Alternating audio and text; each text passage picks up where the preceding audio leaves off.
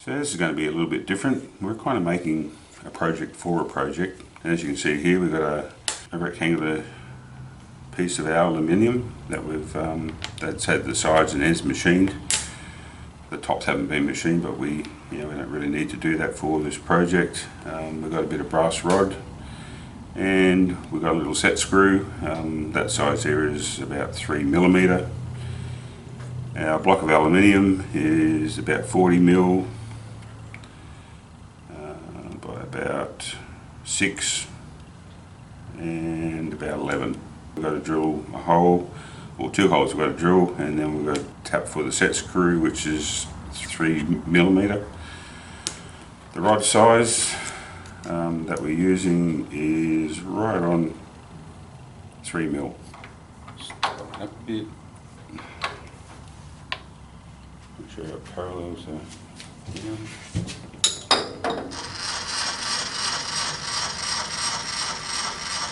I'll move it out a bit so I can tap it down. That's tight. That's tight. Just nip it up, make sure it's good. So what we're going to do now is just set up the mill. We'll find our centres, and after we do that, then we're just going to be drilling a 3mm hole. I've got my centre drill, and I've also got a 3mm drill bit for the brass rod size. So put centre through first, put that in.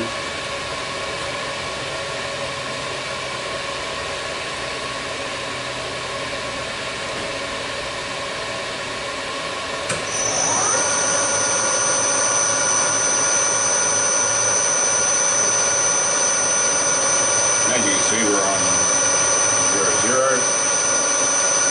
Just bring that down, put the centre in so we can start the drill straight.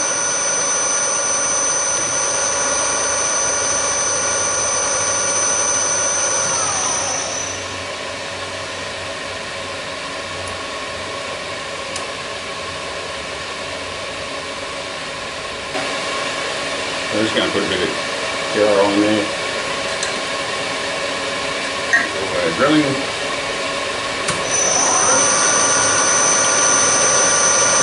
we've just got to punch through that.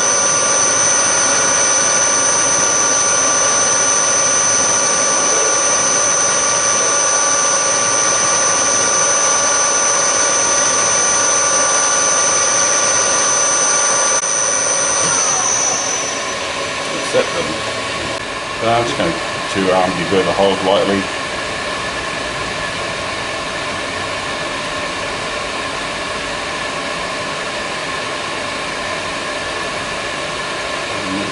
About good. Make sure we've got all the burrs off.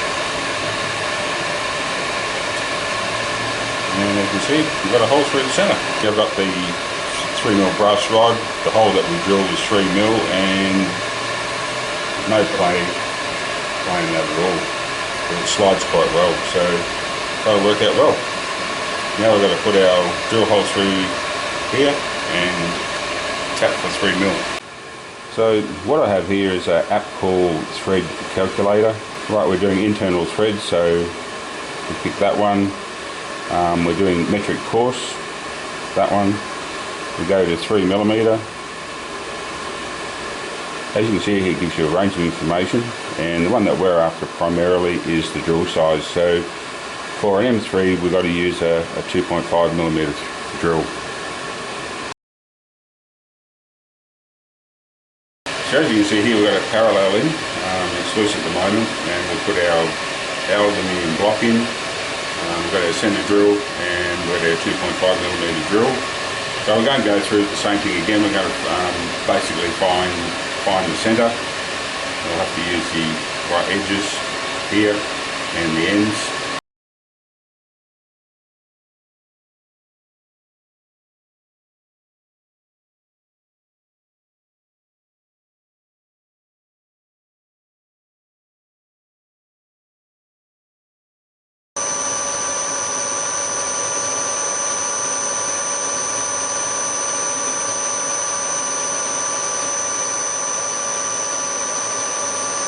it's on one side, it just kicked out, so I'll zero that.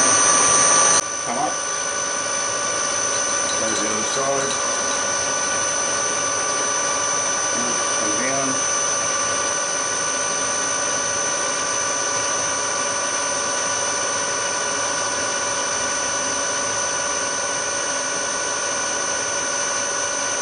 Just kicked out then.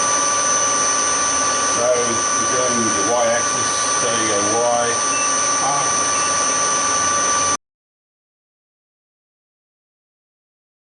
Now we're going to find our end-to-end centre. So we'll start up this end, we'll just bring it down a bit, lock it off, and then bring that in.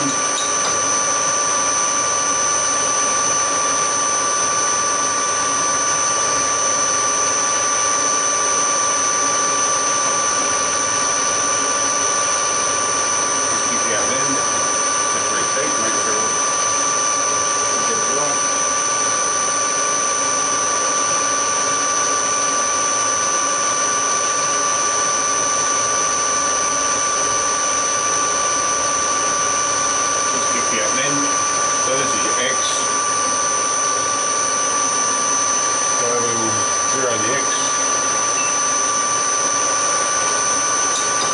Come out a bit. Just for up. Change the other end.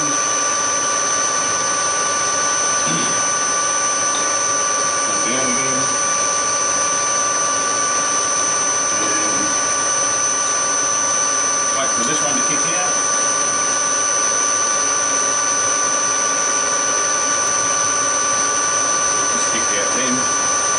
So x-axis, go x, half function, and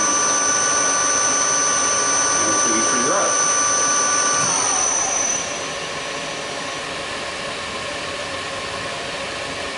And for a sanity check, you just bring them both into zero, see where they're sitting.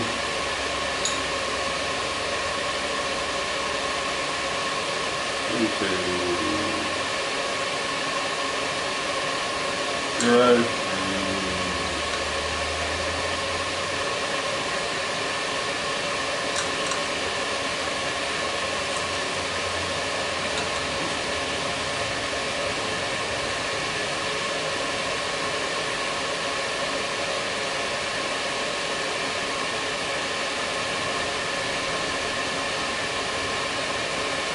And if you bring that down, you can see that you're right on center.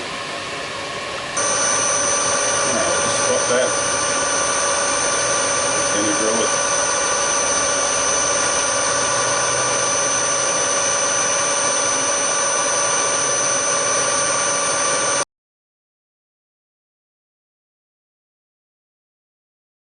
What we're doing is just going to drill through here until we hit the hole that we already put in earlier.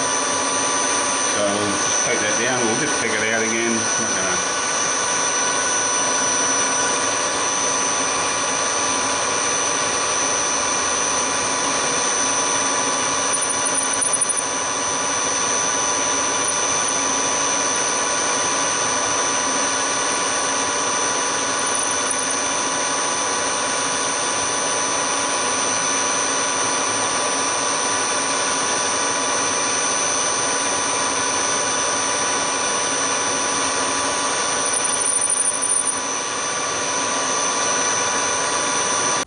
Alright, so we're going to tap the hole, and what I'm using is a tap follower here, which basically keeps the tap true right to the centre line of the hole.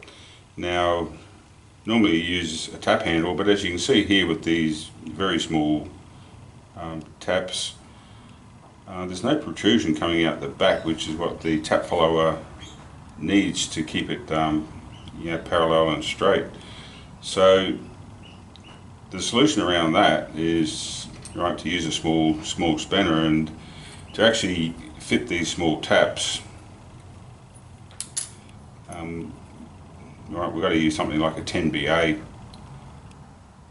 spanner. So now I can just basically put tension on. So what we do is we just bring the quill down, and that's putting spring tension onto the tap itself. We can lock that off, and now I can just use the suspender right to tap the hole. Now keeping in mind that spring tension is pushing down on the tap, so as long as you don't reef on it, right, it'll keep straight and just go back to cut, around, back off, around, and then break the chip. And you just keep doing that until you get through. You can see the actual tap itself, or the tap follower itself, right, moving out as we progress down through the hole. That's basically it. So what we've done here is we put the intermediary tap through just to get the thread started, and then we put a bottoming tap in, which is this one here, just to get the thread to go right down through the bottom, but looking through the hole to make sure we didn't start punching into the bottom of the cross hole. So the next trick is to see if the set screw fits in. So we'll put the set screw onto the X key and